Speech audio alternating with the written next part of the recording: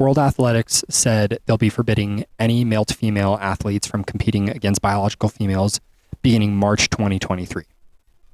They said their previous regulations didn't do enough to remove the retained advantage that male to female athletes were receiving.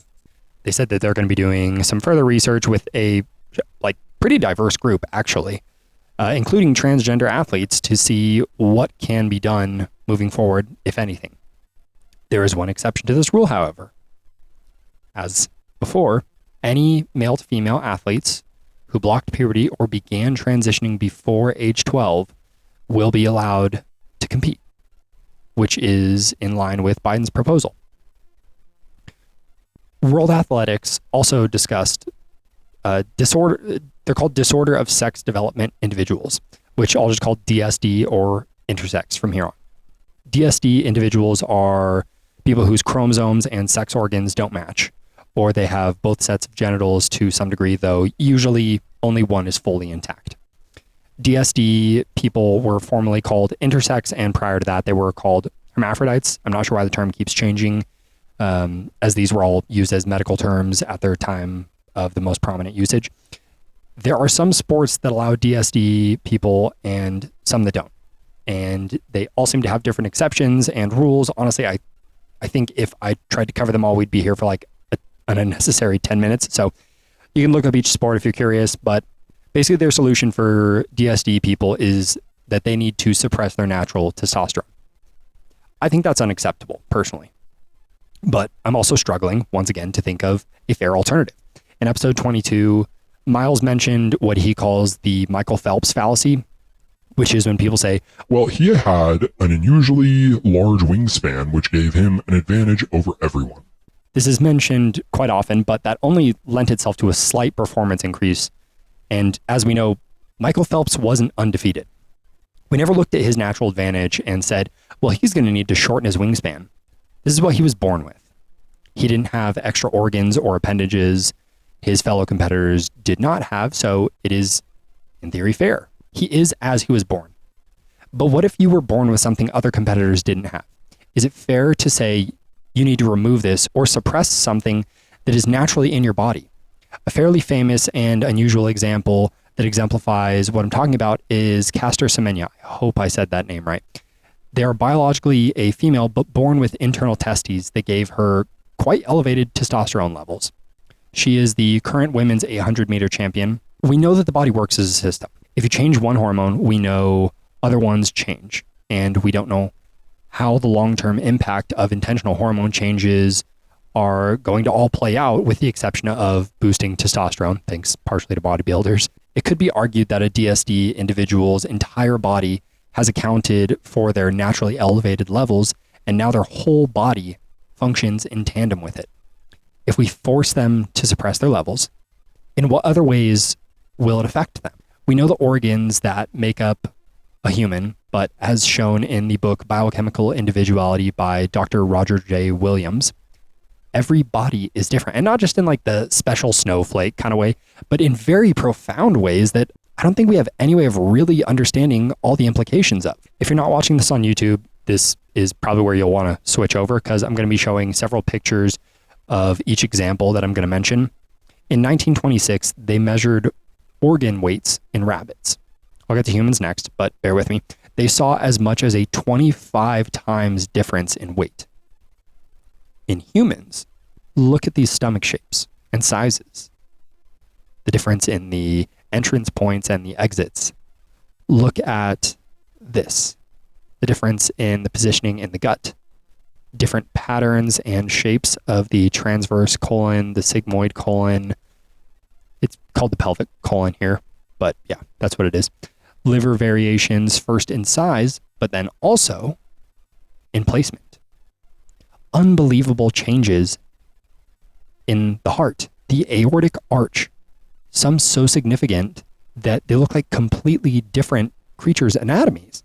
Muscles in people's hands that are absent from others. I'm actually an interesting example of this.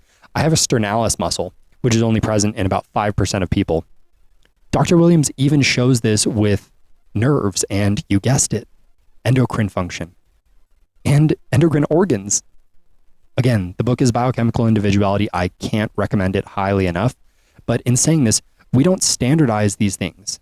Is it only because the presence of an organ that naturally occurred in someone is uncommon in this case? People might hear me say all of this and say, like, oh, you're being inconsistent. They'll say I'm not applying this thought process to trans athletes. But again, I'm opting for changes not to be made. I'm not sure how to handle DSD individuals, but maybe some of you watching here are. So if there is data I'm missing, please put it in the comments and I'll make sure to check it out. Hey guys, it's Andrew. I know I just finished talking about this part, but as was very obvious, I still had a lot of questions and things that I wasn't totally sure about. So I wanted to bring someone else in to comment on this a little bit more. I've already mentioned my conversation with Miles several times, but he and I talked briefly about this and I was like, hey, let's just do a call about this. So when it comes to intersex or DSD athletes, they're kind of getting a similar treatment as far as transgender people and saying, hey, you need to suppress your hormones. And obviously, I don't necessarily think that is the solution, or that it's even the same thing. So, yeah, like what are your thoughts on this? Yeah, well, I think the first issue is that one, intersex people who mostly, from my observation, don't want to be referred to as intersex people, are not pawns in the argument for trans inclusion in sport. And lumping them into that category or using people with DSDs to validate trans inclusion in sport is really a nonsensical starting point and really unfair for a number of reasons. Primarily, one being that intersex disorders are almost always sex specific. They either affect males or females. And people with intersex disorders or DSDs aren't freakish half man, half woman hybrids. They can't self-impregnate or ejaculate eggs out of a female penis. Right.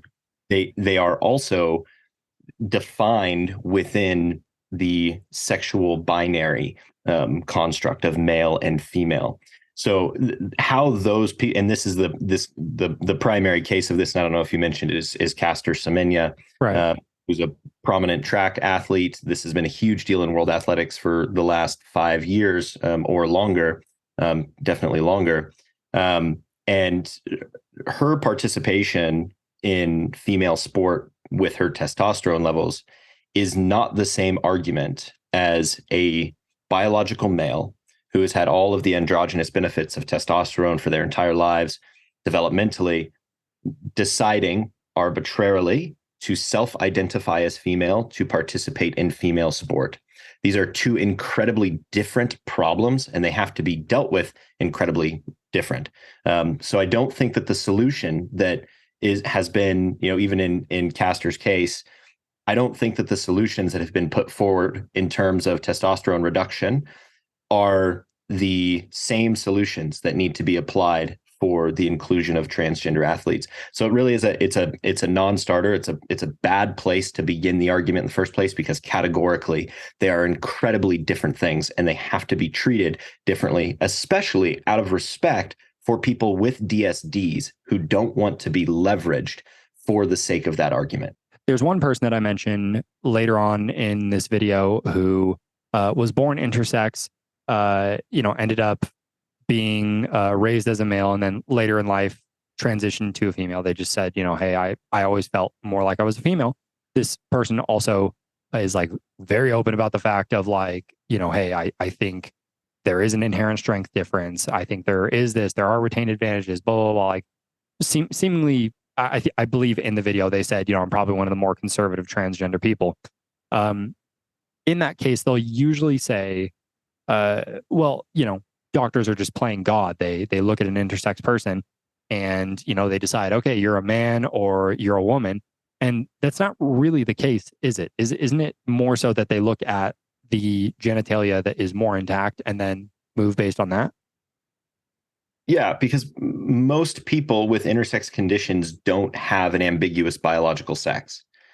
And so even in this conversation here, and with this particular individual, who is the exception and certainly not the rule, their intersex condition is not the qualification of what makes them transgender, which, if that was the case, if that's the argument that's being made, it invalidates all of these self-identifying individuals from a gender perspective that do have a clear a clear set of biological characteristics.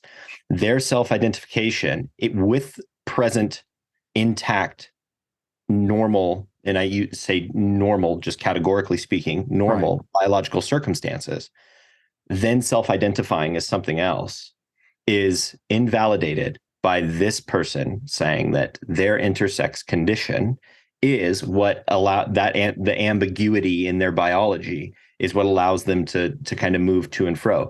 Categorically, entirely different than self-identification and participation in sport.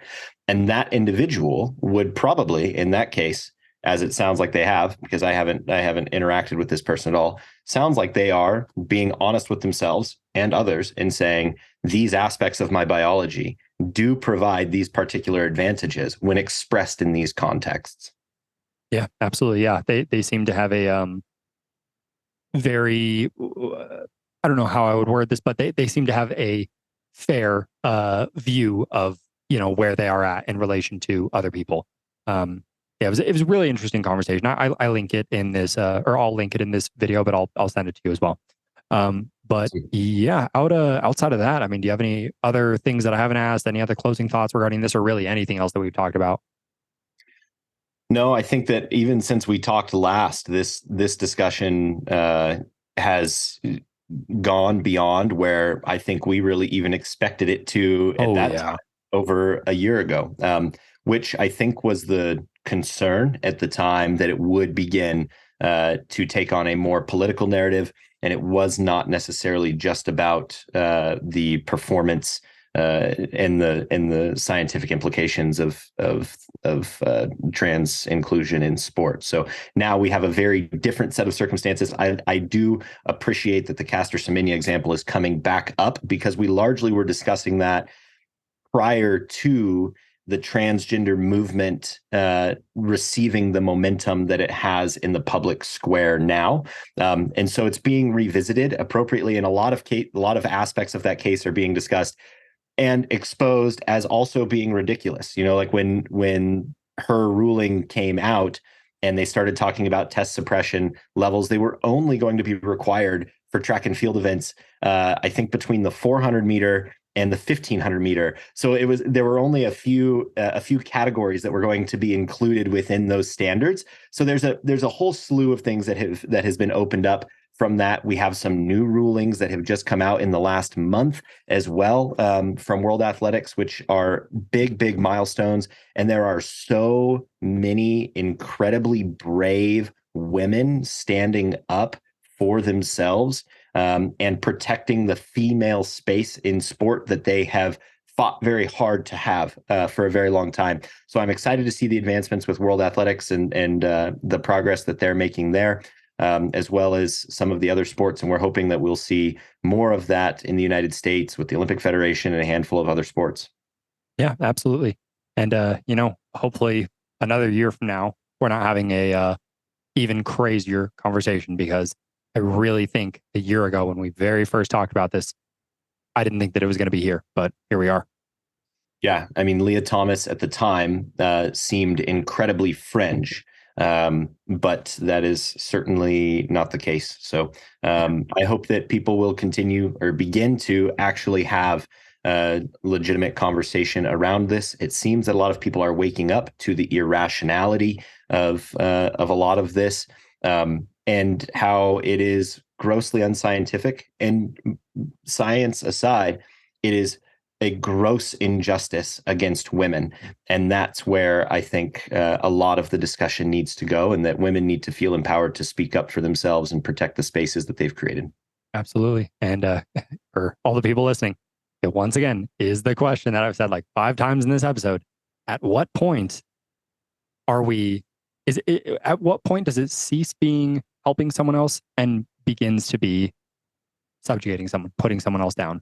So That being said, Miles, thank you so much for your time. If people want to find you, where do they find you? Instagram, Miles Brazil, at Miles Brazil.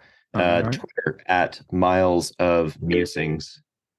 Miles of Musings. All righty. Cool. Well, thank you, sir. We will talk soon. Okay. Look forward to hearing the episode. Absolutely. Hey guys, for the first time in my entire life, I only have a mustache. I hope you still subscribe, whether you're looking at this on YouTube, Spotify, Apple Podcasts, or somewhere else. Go find me on Instagram at AndrewPFM or Pride Fitness and Movement, or go find me on TikTok. I post some really unacceptably obscene shit on there, but I hope you still follow me anyway. So we'll see you guys later.